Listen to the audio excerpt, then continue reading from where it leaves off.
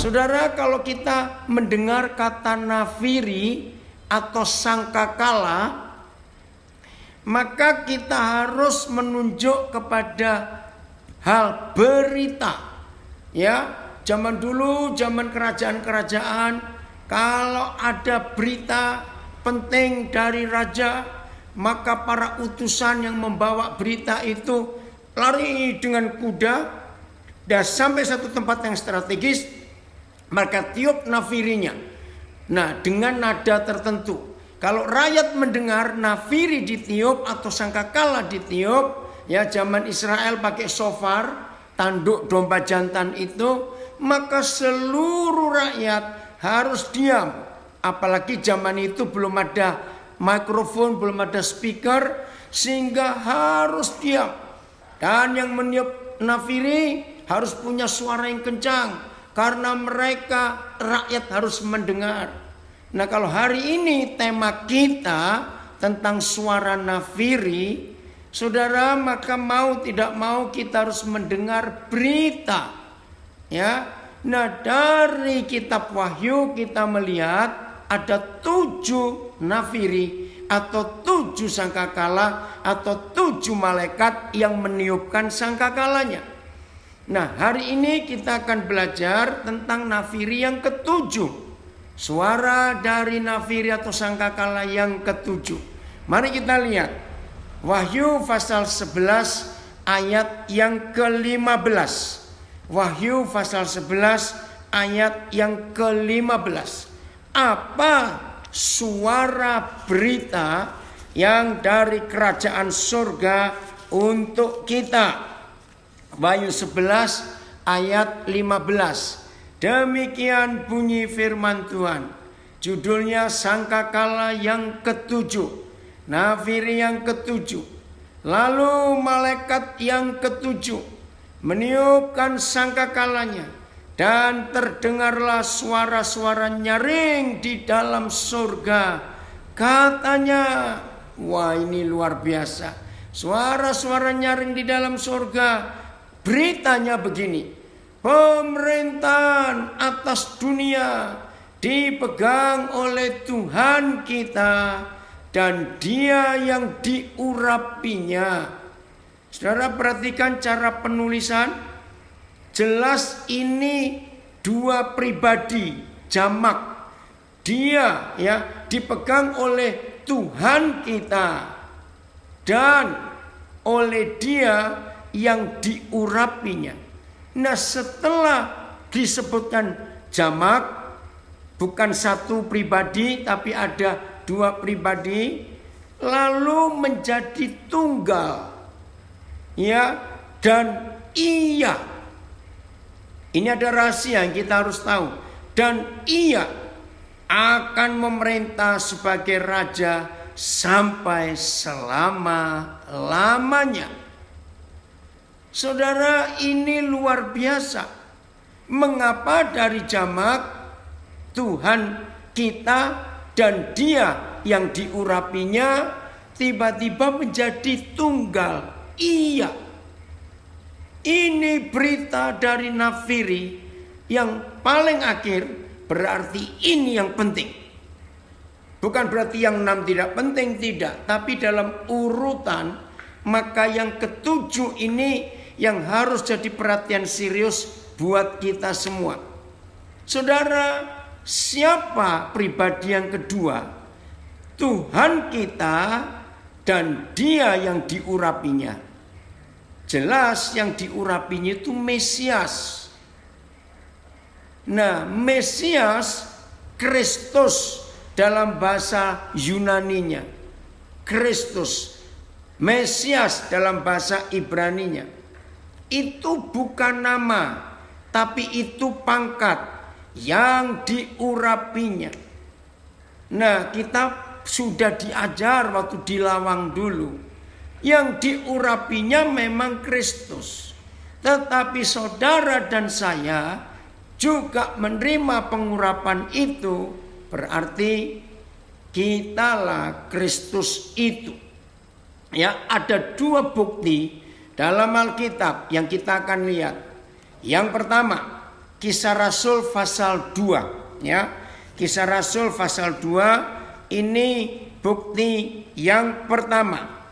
Kisah Rasul 2 mulai ayat yang ke 30 mulai 32, maaf ya, 32.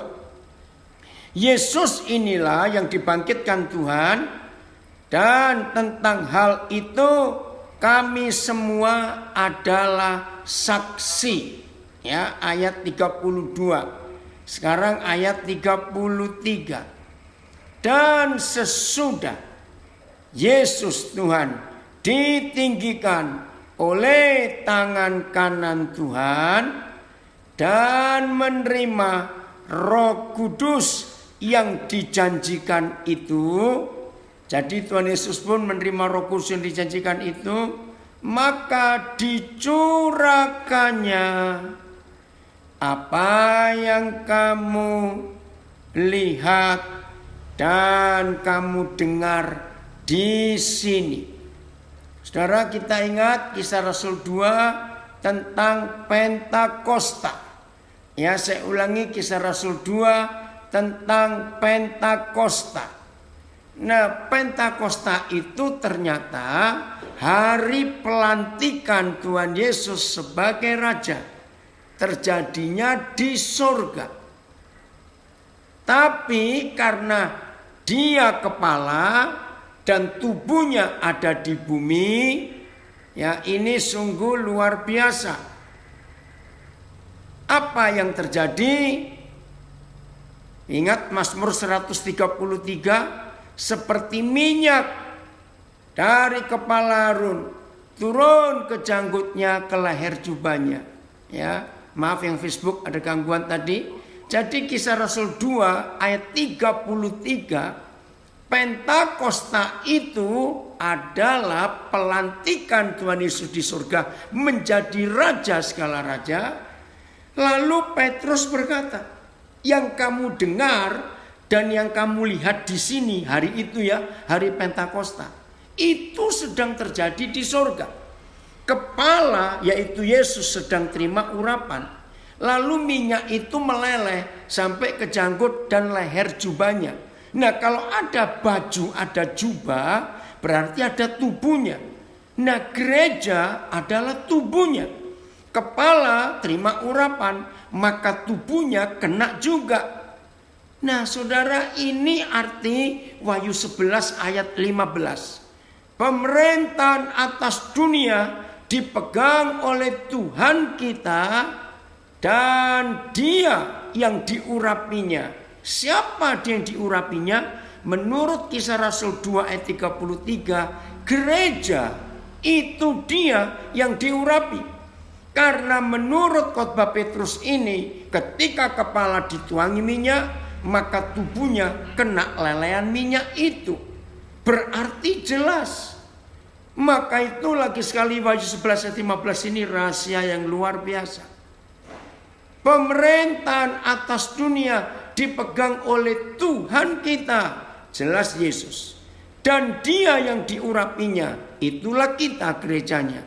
Maka itu setelah kepala dengan tubuh bersatu menjadi tunggal, dan Ia akan memerintah sebagai raja di bumi sampai selama-lamanya. Wih, gak main-main itu. Ini nafiri yang ketujuh, yang terakhir. Nah, bukti yang kedua tentang Wahyu 11 ayat 15. Bukti pertama tadi di kisah Rasul 2 33. Bukti kedua di dalam Wahyu, ya, pasal 19. Kita lihat kitab Wahyu 19. Saudara, perhatikan.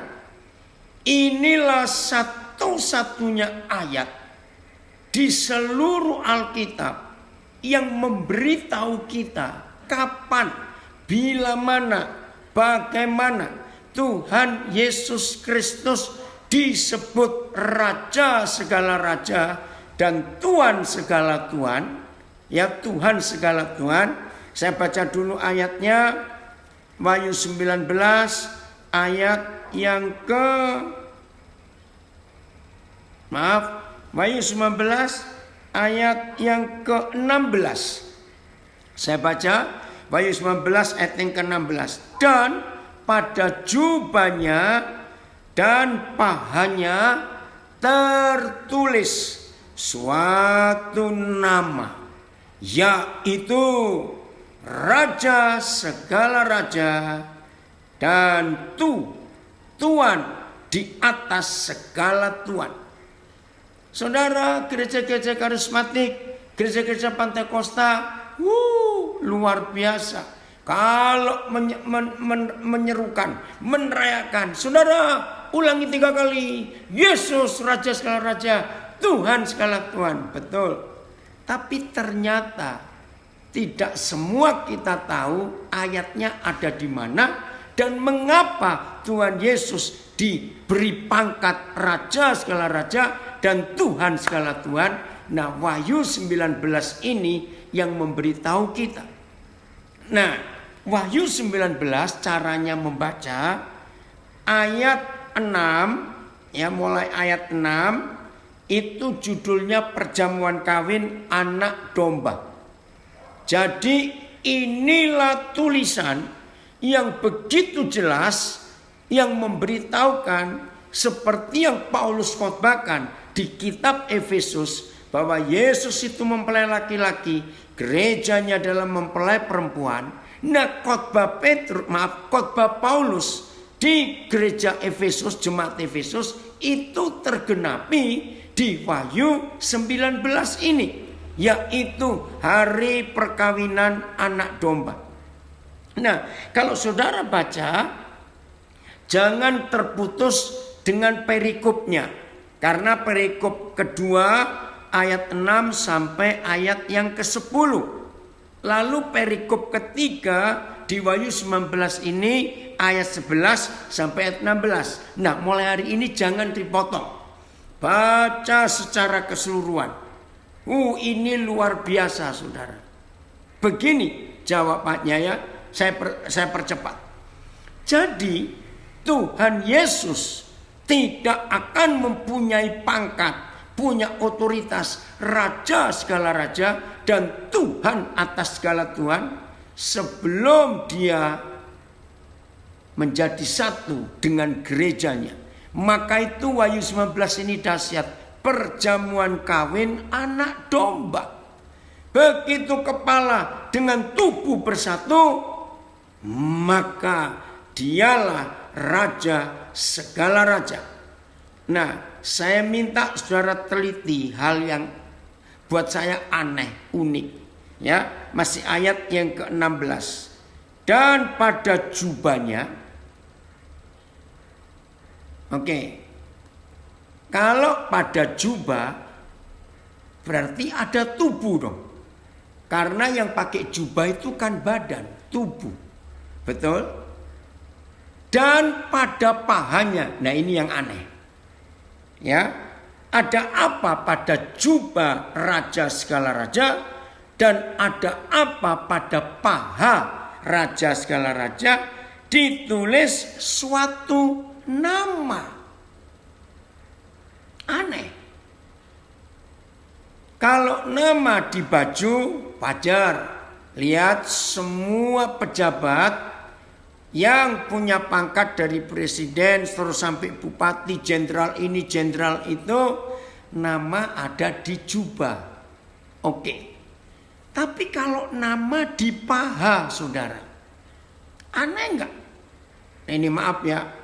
Ini anak-anak muda sering salah menafsirkan. Pernah dengar gak ada anak-anak muda? Oh, ternyata Tuhan Yesus itu ditato loh. Ngawur tuh anak-anak itu. Loh, mana ayatnya Tuhan Yesus ditato? Yaitu di pahanya tulisan nama. Nah, itu terjemahan anak-anak muda. Kita gak percaya begitu. Mari kita renungkan. Nama itu kan otoritas. Ya. Nah, kenapa di paha? Jawabannya ada di Efesus 1. Apa itu jawabannya? Ya, kita lihat Efesus 1 ayat yang ke-21. Efesus 1 ayat 21. Tuhan terima kasih, Engkau memberikan kami pengertian yang luar biasa. Efesus 1 ayat 21. Maaf, ayat 22. Maaf ya, saya salah. Efesus 1 22. Dan segala sesuatu, berarti tidak ada satupun yang sisa. Segala sesuatu telah, bukan akan. Telah apa? Diletakkannya. Nah, nya di sini adalah Yahweh Tuhan, Bapa di surga. Ya, segala sesuatu telah diletakkannya di bawah kaki Kristus, dan Dia telah diberikan oleh Bapa di surga kepada gereja, yaitu kita, ya, sebagai kepala dari segala yang ada. Nah, dari Efesus 1 ayat 22 ini, ya, maka kita tahu bahwa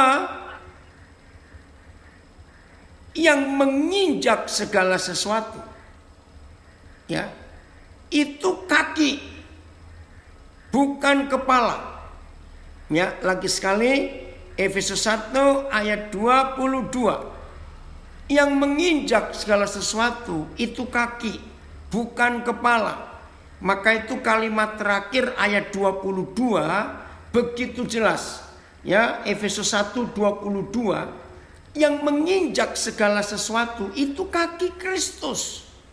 Lalu kalimat terakhir ayat 22, dan Tuhan Yesus itu posisinya di surga sekarang hanya kepala saja.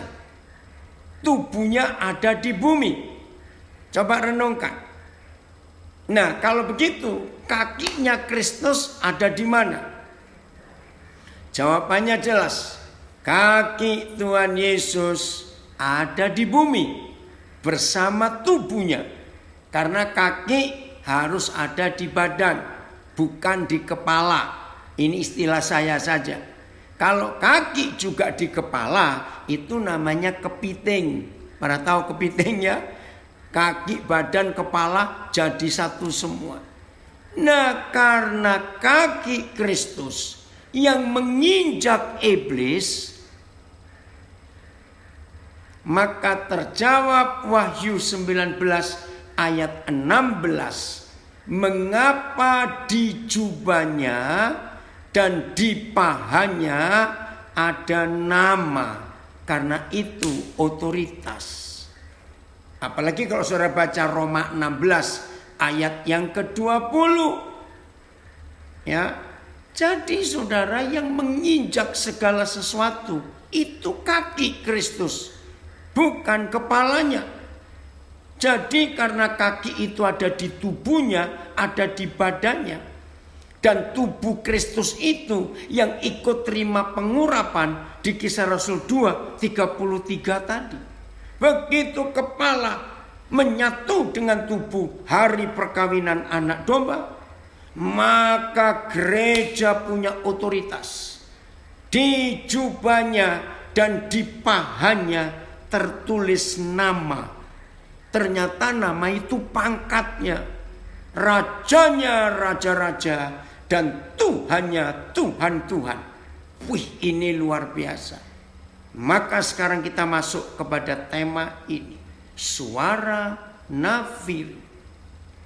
Saya berikan jembatan untuk dari yang pertama, sekarang kita masuk yang kedua ini.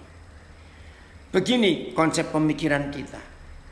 Saudara percaya enggak bahwa Bapa di surga bersama dengan Tuhan Yesus, bersama dengan Roh Kudus, punya proyek besar di dunia ini. Sama seperti presiden kita. Wah, luar biasa. Kemarin untuk pertama kalinya Provinsi Aceh, pertama kali sejak Indonesia merdeka 75 tahun yang lalu, Provinsi Aceh punya jalan tol yang pertama. Panjangnya 74 kilometer. Apa hubungannya? Saya mau cerita. Presiden Joko Widodo adalah presiden pertama di Republik kita ini yang proyek-proyek besarnya itu luar biasa. Bertahun-tahun uang Indonesia begitu banyak, tapi kemana? Nah, sebentar lagi jalan tol dari Banda Aceh sampai Lampung akan nyambung. Pertama kali 2 tahun yang lalu, 3 tahun yang lalu, jalan tol dari Jakarta sampai ke Surabaya sudah nyambung. Sekarang terus mulai akan sampai ke Banyuwangi. Luar biasa. Jokowi punya proyek yang hebat. Presiden pertama akan dikenang. Presiden yang paling banyak buat jalan tol, yang paling banyak buat bendungan, yang paling banyak bangun bandara. Wah, luar biasa. Presiden yang pertama yang membuat harga BBM sama antara Jawa dengan daerah-daerah pedalaman. Nah, sekarang saudara percaya nggak bahwa Papa di surga punya proyek besar atas dunia ini dan lebih besar daripada proyek tiap negara.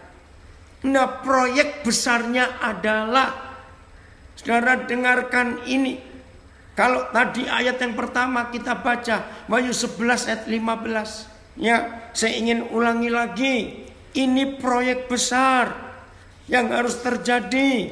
Karena kalau proyek besar ini tidak terjadi, mengerikan saudara. Begini proyek besarnya, lagi sekali Wahyu 11 ayat 15.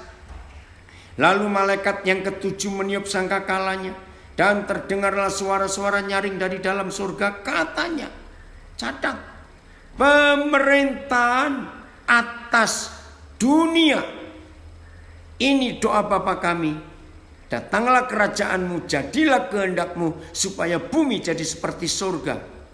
Pemerintahan atas dunia dipegang oleh Tuhan kita, dan Dia yang diurapinya, dan Ia ketika kepala Tuhan Yesus dengan tubuhnya yaitu gereja bersatu, maka dua bukan lagi dua tapi satu. Ini hukum pernikahan kerajaan surga. Suami laki-laki, istri perempuan, begitu disatukan dalam pernikahan, maka bukan lagi dua tapi satu. Maka itu penulisannya jelas, oleh Tuhan kita dan Dia yang diurapinya. Karena kalau Dia yang diurapinya itu juga Yesus Tuhan, nggak perlu pakai kata dan. Maka itu ini dua pribadi, Yesus Tuhan dan gerejanya. Begitu bersatu menjadi Ia, dan Ia akan memerintah sebagai Raja sampai selama-lamanya. Saudara, ini proyek final. Tahu kata final? Proyek terakhir Tuhan Yesus di dunia ini. Setelah proyek ini selesai, tidak ada lagi, karena memang ujungnya pemerintahan atas dunia harus dipegang oleh Tuhan Yesus kepala dan oleh gerejanya yaitu tubuhnya. Dan ini luar biasa. Nah, mengapa ini penting? Tolong perhatikan, mengapa ini penting? Masalahnya cuma ada satu di antara dua. Saya ulangi, cuma ada satu di antara dua.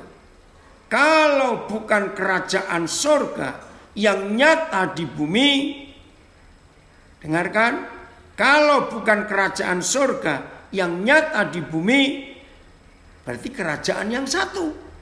Tahu? Kerajaan neraka. Nah, kita lihat sekarang ini saudara, kerajaan neraka makin eksis. Kerajaan neraka makin nyata. Kerajaan neraka makin terang-terangan. Kenapa kerajaan neraka makin terang-terangan? Karena kerajaan surga belum nyata di bumi. Nah, Pertanyaannya, lah kenapa kerajaan surga enggak nyata di bumi? Jangan kita salahkan Tuhan. Jangan. Tapi mari kita mulai melihat bagaimana Tuhan bekerja dengan cara yang luar biasa lewat gerejanya, yaitu saudara dan saya. Ini proyek terakhir, finalnya. Nah, saya mau memberikan kalimat ini. Kiranya Roh Kudus menyadarkan. Yang Facebook bisa ganti ke Instagramnya @official_Daniel_Alexander. Karena dari tadi Facebook ada gangguan. Tuhan menolong dalam nama Yesus. Jadi saudara, kalimat terakhir Wahyu 11 ayat 15 itu sebagai the final project of God. Ya, proyek terakhir finalnya, yaitu pemerintahan atas dunia dipegang oleh Tuhan kita dan oleh gerejanya. Ketika kepala dengan tubuh bersatu, maka jadi tunggal, dan ia akan memerintah sebagai raja di bumi. Nah, kalimat ini yang saya mau katakan kepada kita semuanya. Ini mengerikan kalau kita tidak serius mengerjakannya. Saudara, Bapa di surga dan Tuhan Yesus tidak punya siapa-siapa di dunia ini selain gerejanya. Saya ulangi lagi, Bapa di surga tidak punya siapa-siapa di dunia ini selain gerejanya. Perhatikan ini baik-baik. Maka itu kalau gerejanya satu-satunya yang dia punya sebagai mempelai perempuannya. Jadi Tuhan Yesus dan Bapa di surga tidak punya siapa-siapa selain gerejanya. Maka itu kalau gereja gagal menyelesaikan kehendak Tuhan, jangan saudara protes dulu. Tapi ini fakta. Ketika gereja gagal, saudara dan saya gagal menjadi teman sekerjanya untuk menyelesaikan pekerjaannya di bumi, maka gagallah Tuhan juga untuk menyatakan kerajaannya di bumi ini. Dan apa yang terjadi kalau Tuhan gagal gara-gara kita? Maka yang berhasil adalah kerajaan setan. Dan sekarang sedang terjadi di depan mata kita tiap hari. Saudara dan saya mendengar, melihat kejahatan terus bertambah. Narkoba, pengguguran kandungan, pembunuhan, anak-anak diperkosa, dan banyak yang lain lagi. Wih, ngeri saudara. Ini karena kerajaan surga belum nyata di bumi. Suatu kali saudara, kira-kira tahun 78-80, saya dikagetkan oleh Tuhan. Maka itu saya ingin sharing ini, berbagi ini kepada saudara. Amos 3 ayat 7. Coba saudara baca, itu mengagetkan saya. Amos 3 ayat 7. Sungguh tertulis jelas, sungguh Yahweh Tuhan tidak buat apa-apa.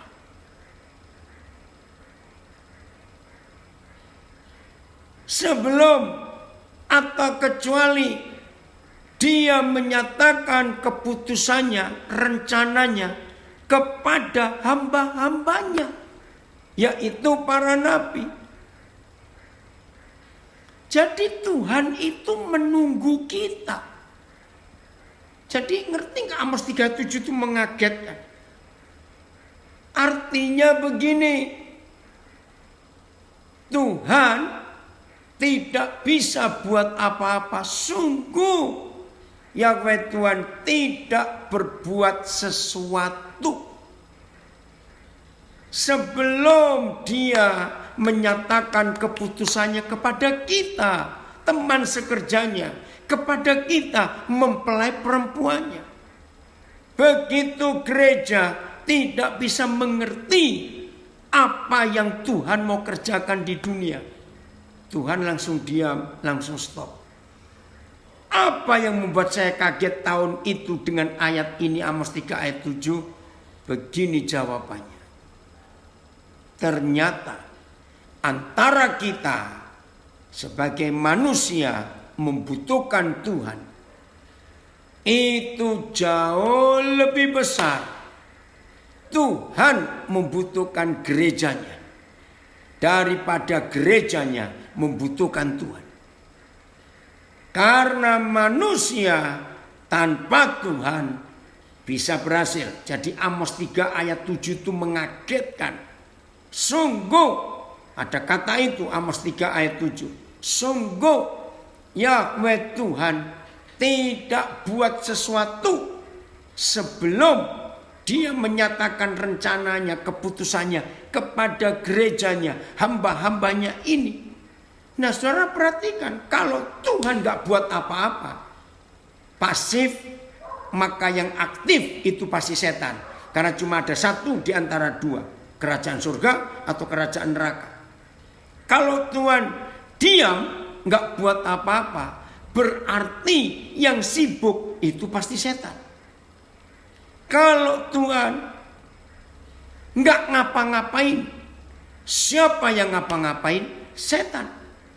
Dan sekarang di depan mata kita tiap hari kita mendengar berita perbuatan-perbuatan setan yang merusak rumah tangga, yang menghancurkan hidup anak-anak. Free sex, percabulan, pornografi, narkoba, pembunuhan, pengguguran kandungan, dan banyak lagi yang lain.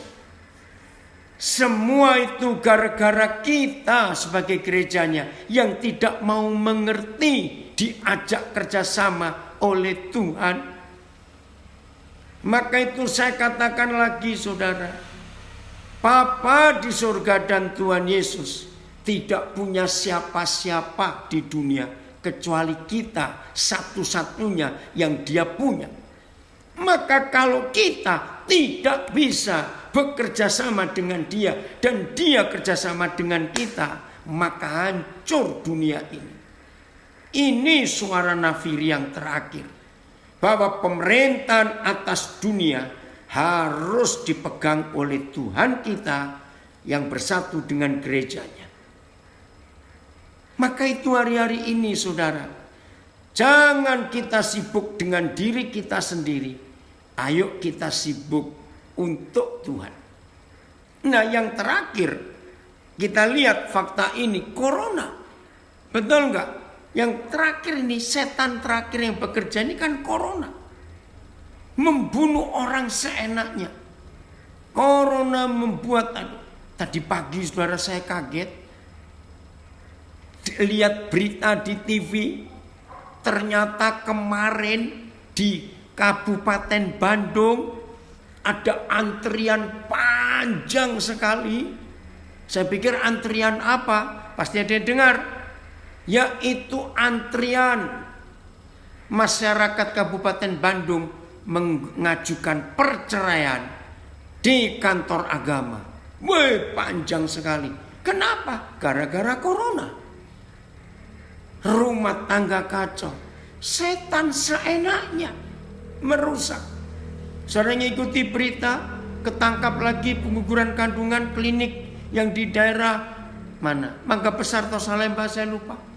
Dalam sekian bulan sekian ribu bayi dibunuh. Wih, ngeri sekali. Nah, itu bukti setan merajalela. Narkoba luar biasa. Jadi mau tidak mau, di akhir zaman ini saudara dan saya harus sibuk. Lagi sekali harus sibuk bersama dengan Roh Kudus untuk menyelesaikan proyek final, proyek besar kerajaan surga, yaitu pemerintahan atas dunia harus kembali kepada raja segala raja itu, dan itu lewat kita. Kita lihat Yesaya pasal 2. Ini luar biasa. Inilah bukti bahwa Tuhan membutuhkan kita. Yesaya pasal 2 mulai ayat yang kedua ya. Yesaya pasal 2 mulai ayat yang kedua. Judulnya menarik. Sion sebagai pusat kerajaan damai. Bapak terima kasih. Akan terjadi pada hari-hari terakhir. Yesaya 2 ayat 2. Akan terjadi pada hari-hari terakhir. Semua kita percaya bukan? Sekarang ini hari-hari yang terakhir itu. Betul? Sekarang ini. Ada apa di hari-hari terakhir? Gunung tempat rumah Yahweh akan berdiri tegak di hulu gunung-gunung. Dan menjulang tinggi di atas bukit-bukit. Ini gereja. Rumah Yahweh. Apa yang terjadi kalau gereja Tuhan di akhir zaman ditinggikan, dimuliakan. Begitu tinggi, begitu luar biasa. Lihat masih ayat 2 kalimat terakhir. Segala bangsa akan berduyun-duyun ke sana. Segala bangsa berarti gak ada yang kelewatan. Sekarang ini segala bangsa berduyun-duyun antri masuk ke jurang kehancuran. Karena dunia sedang ketakutan seperti ini. Mengerikan sekali saudara. Mengerikan sekali. Maka ini harus kita perhatikan baik-baik. Ya, kalimat terakhir ayat 2 Yesaya 2. Apa yang terjadi kalau gereja Tuhan, gunung tempat rumah Yahweh itu menjulang tinggi? Segala bangsa akan berduyun-duyun ke sana. Ke gereja Tuhan. Bukan berarti gerejaku jadi penuh. Bukan gedung gereja. Sekarang ini segala bangsa berduyun-duyun ke jurang kehancuran. Dengan corona ini saudara, ekonomi hancur dunia. Kita bersyukur Indonesia masih dilindungi. Kalau lihat negara yang lain, aduh ngeri. Tapi gak bisa begini terus. Kita terus berdoa Tuhan memberikan kemampuan buat presiden kita, buat pemerintah. Hanya karena satu virus yang namanya corona dunia bisa kacau. Ayat 3, siapa lagi yang datang? Dan banyak suku bangsa akan pergi serta berkata. Ini saling ngajak saudara. Ketika gereja sudah bersatu dengan kepalanya, ketika kepala sudah bersatu dengan tubuhnya, terjadi hal yang besar. Ya, ayat 3, dan banyak suku bangsa akan pergi serta berkata, mari kita naik ke gunung Yahweh, ke rumah Tuhan Yakub. Supaya apa? Oh, terima kasih Tuhan. Terima kasih. Supaya ia mengajar kita tentang jalan-jalannya. Hari-hari ini manusia sudah panik, nggak tahu mau jalan kemana karena ekonomi hancur. Lihat perhotelan, tahun lalu 2019, maaf, tidak ada orang tua yang nggak bangga kalau anaknya bisa jadi pilot. Saudara, hari-hari ini saya dengar, sekolah pilot itu mahal. Bisa sampai miliar, nggak cuma ratusan juta. Sekarang ribuan pilot nganggur. Perhotelan tutup, restoran tutup. Ngeri saudara, ngeri. Nah, di sini manusia minta jalan.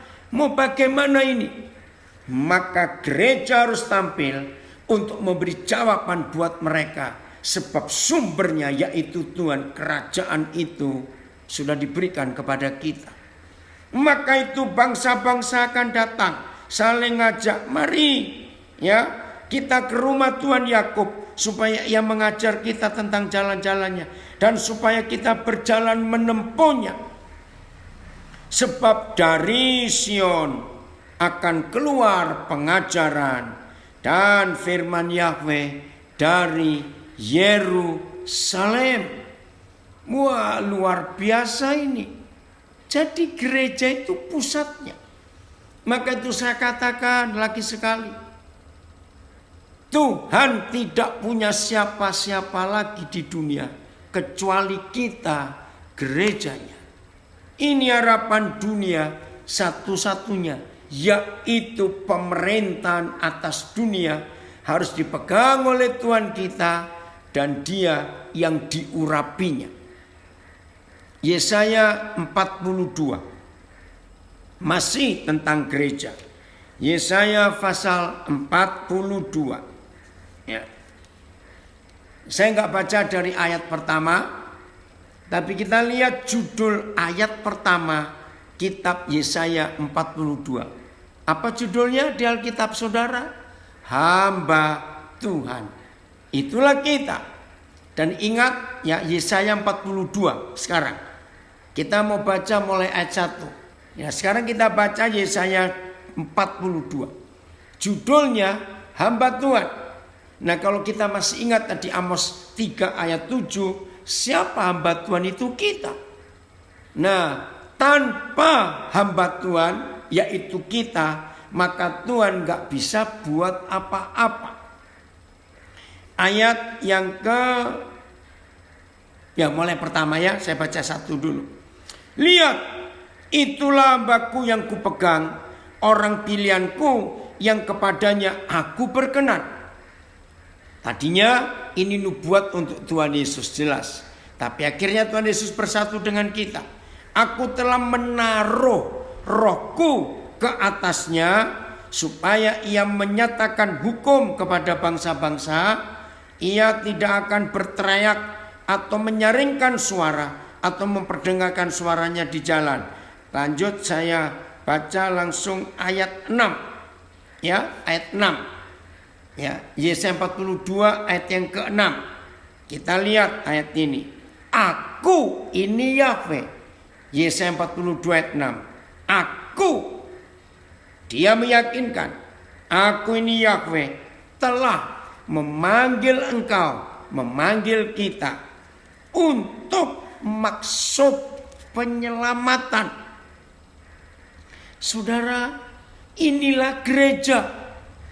Gereja dipanggil untuk maksud penyelamatan, menyelamatkan. Izinkan saya memberikan sebuah konsep yang paling sederhana. Saudara tahu mendengar kata tim SAR, S-A-R, itu dari bahasa Inggris, search, mencari, and rescue, menyelamatkan. Memang di Indonesia belum diganti, masih tim SAR. Di setiap kabupaten di Indonesia wajib ada tim SAR.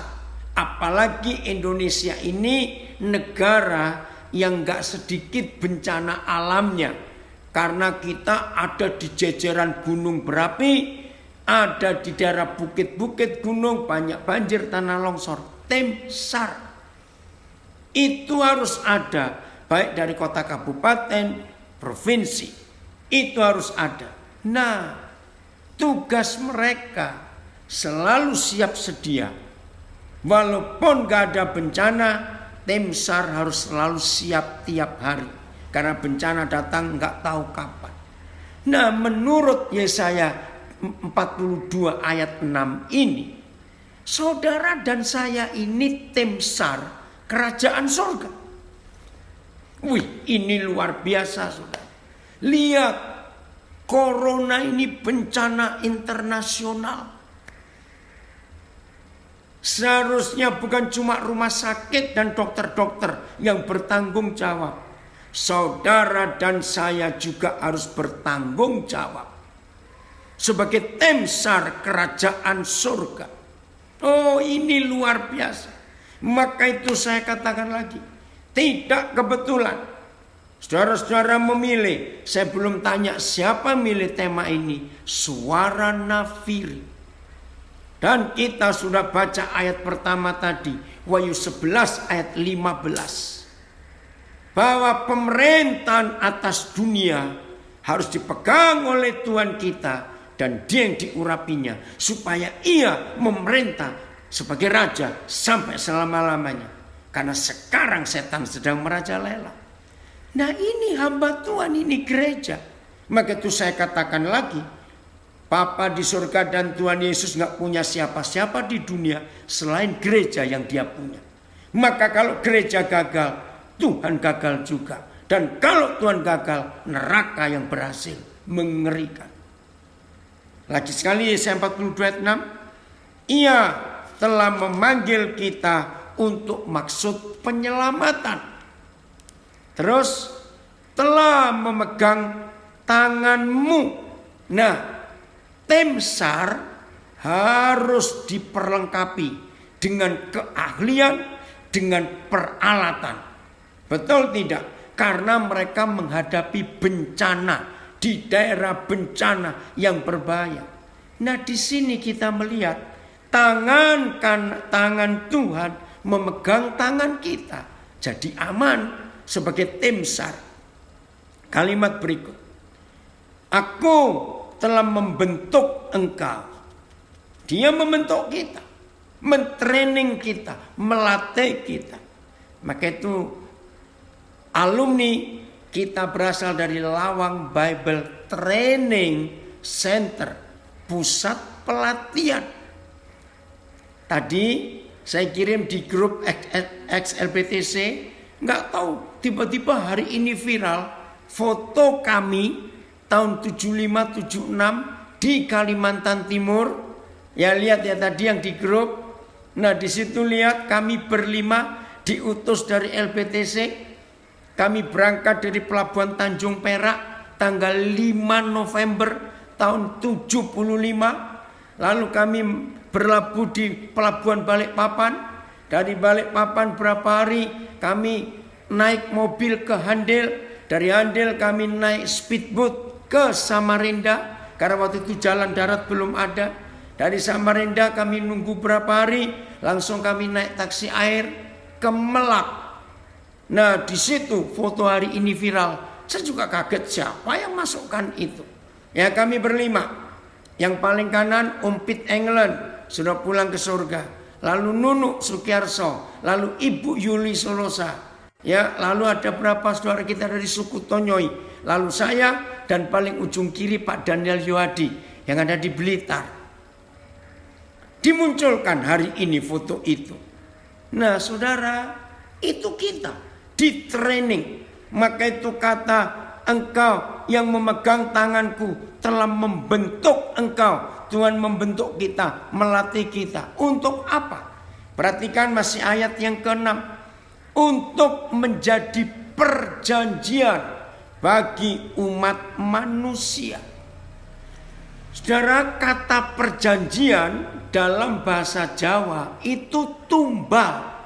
Coba perhatikan, tumbal. Wih, saudara dan saya jadi tumbal bagi keselamatan dunia ini. Ingatnya kata tumbal, supaya tidak ada korban, maka tumbal itu menghentikan korban. Catat, saudara dan saya adalah mempelai dari laki-laki surgawi. Tanpa gerejanya, kepala nggak bisa menjadi raja segala raja, karena nama pangkat itu ada di tubuhnya, di jubahnya dan di pahanya. Jadi Tuhan Yesus tanpa gereja tidak bisa buat apa-apa, sebab yang bekerja otoritas itu pada tubuh, dan di tubuh ada kaki, dan kaki itu yang menginjak segala sesuatu. Maka itu sebelum kepala dan tubuh bersatu, maka setan masih seenaknya merajalela. Maka itu pelayanan kita, masih ingat? Sayang, kalimat ini hampir hilang. Masih ingat nggak? Di samping kita sebagai pelayanan dari LPTC, tapi kita ini pelayanan tubuh Kristus. Masih ingat? Ya, tubuh Kristus. Puji Tuhan, kalau pengenalan kata tubuh Kristus itu hanya dari kita loh. Hampir tidak ada pelayanan di Indonesia ini yang menyebut dirinya pelayanan tubuh Kristus, kecuali kita yang dari LPTC. Maafkan saya berkata begini, maka itu yang lain harus tahu sejarahnya. Kenapa kita menyebut diri pelayanan tubuh Kristus? Kenapa Om Stup menekankan pelayanan tubuh Kristus, pelayanan perjanjian baru, gereja Kisah Rasul? Kata-kata itu tahun 70-an selalu menggema di telinga kita. Nah, saya ingin ingatkan semua kita yang pernah dilatih di LPTC. Saya ulangi, gereja perjanjian baru kita dengar hari-hari.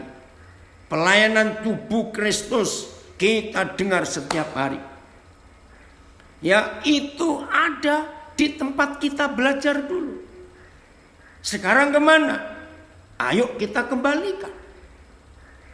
Punya karunia-karunia roh yang punya otoritas luar biasa. Maka itu bersyukur 48 tahun yang lalu. Di tanggal-tanggal ini. Saudara, waktu itu PPLKAM dimulai kalau nggak salah tanggal 23 Agustus. Sampai tanggal 27. Ini luar biasa tahun 72. Nah, kita diingatkan lagi.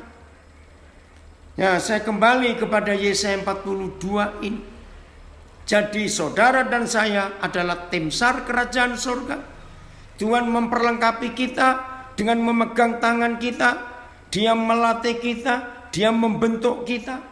Dia menjadikan kita tumbal ya bagi umat manusia. Kata tumbal ini luar biasa. Dan menjadi terang untuk bangsa-bangsa. Saudara, lihat Yesaya 2. Ada kata segala bangsa, bangsa-bangsa. Itu gereja yang muncul, maka mereka datang. Nah, di pasal 42 hal yang sama. Bangsa-bangsa menjadi terang untuk bangsa-bangsa. Maka saudara dan saya harus keluar dari zona nyaman kita ini untuk masuk dalam panggilan yang berbahaya. Istilah saya, panggilan berbahaya, yaitu masuk menerobos ke daerah musuh. Saya harap saudara mengerti kalimat ini. Saudara, ya, jadi kita ini gereja di akhir zaman itu punya panggilan yang luar biasa, yaitu panggilan untuk berani menerobos ke daerah musuh. Saudara, mau tidak mau dengan COVID-19 ini, yang tadinya gereja hanya hebat kalau hari Minggu di dalam gedung-gedung, tapi dengan COVID-19 kita dipaksa untuk keluar. Mau tidak mau jadi berkat. Nah, karena kita tim SAR kerajaan surga, kita ini tumbal untuk umat manusia. Kita ini jadi terang untuk bangsa-bangsa dalam kegelapan.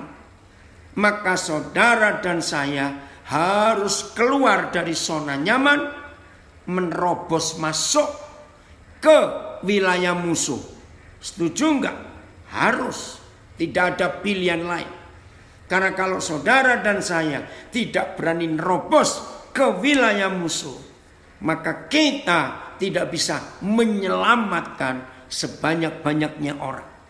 Ingat, tim SAR harus berani masuk ke daerah bencana, mencari yang bisa diselamatkan. Oh, terima kasih Tuhan untuk kepercayaan ini. Maka itu kalau kita sering mendengar khotbah-khotbah. Mari kita keluar, tinggalkan zona nyaman kita. Sekarang waktunya. Saudara dan saya meninggalkan zona nyaman. Sebagai tim SAR kerajaan surga, berani menerobos masuk ke daerah musuh. Selamatkan dari anak-anak kecil, perempuan, orang dewasa. Oh, selamat. Saudara, tidak bisa kita main-main lagi. Dunia begitu mengerikan. Setan sedang bekerja merajalela. Nah, saya tunjukkan satu ayat ini. Ini bagian terakhir. Wahyu pasal 12. Ya. Oh Tuhan, tolong kami. Supaya mulai hari ini kami semuanya menyadari tugas tanggung jawab kami. Wahyu 12 ayat yang ke-12.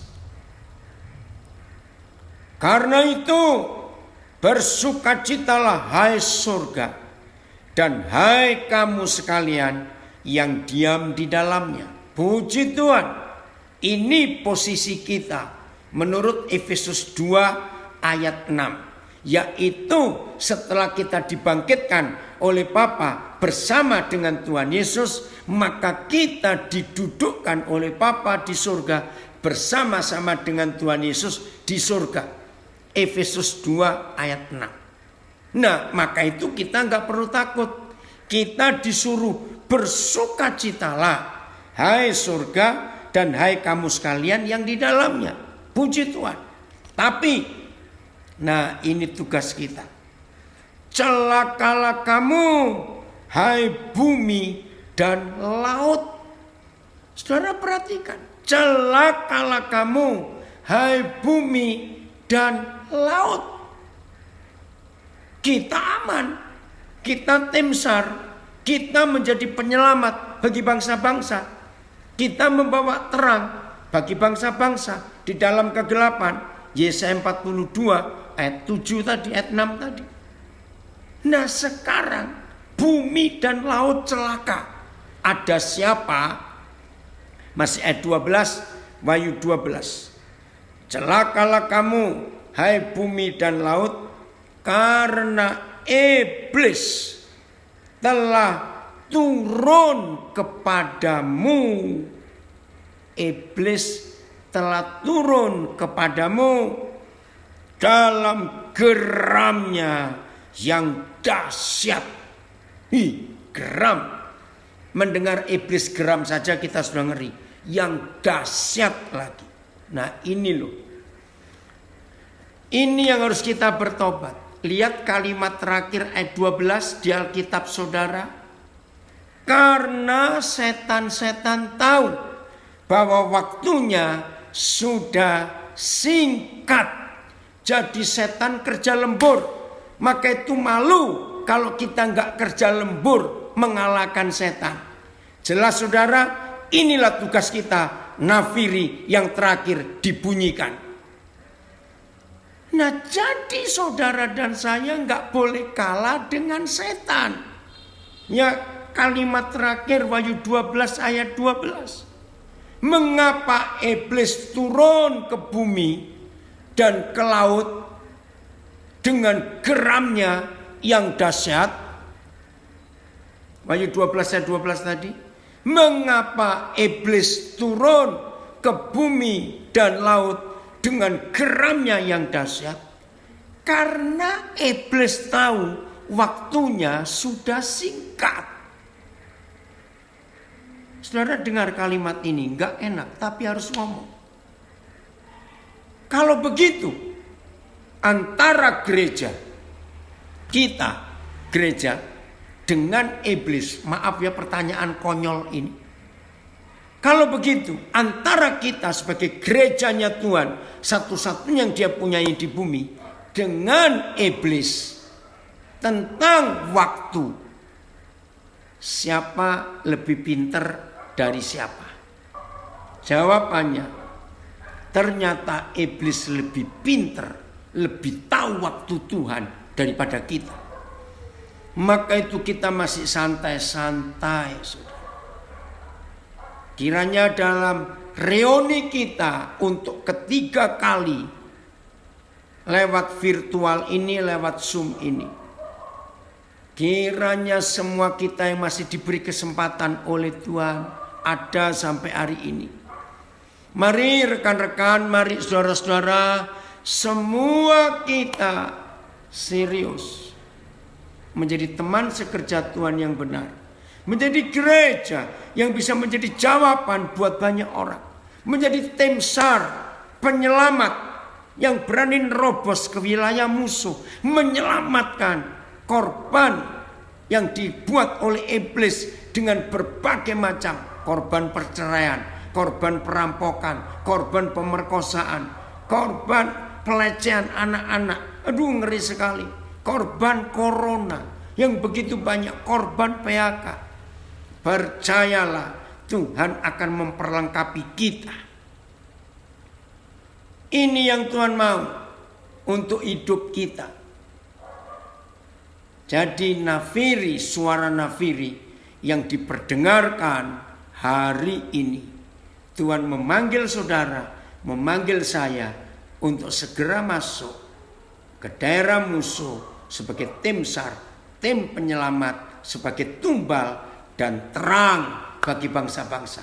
Dengan semua hikmat dan kuasa Roh Kudus yang Tuhan percayakan kepada kita, mari kita selesaikan pekerjaan Tuhan di akhir zaman ini dengan menyelamatkan sebanyak-banyaknya orang. Ayo lihat di sekitar kita, anak-anak yang menderita. Saudara, selama COVID-19 ini ada sebuah hikmat yang Tuhan beri kepada saya. Nah, saya ingin bagikan begini. Dalam keadaan bencana seperti ini, selalu rajin buka mata untuk melihat siapa yang susah, siapa yang menderita, siapa yang kelaparan, siapa yang tersiksa. Kedua, buka telinga untuk mendengar tangisan jeritan orang-orang di sekitar kita. Yang ketiga, buka hati.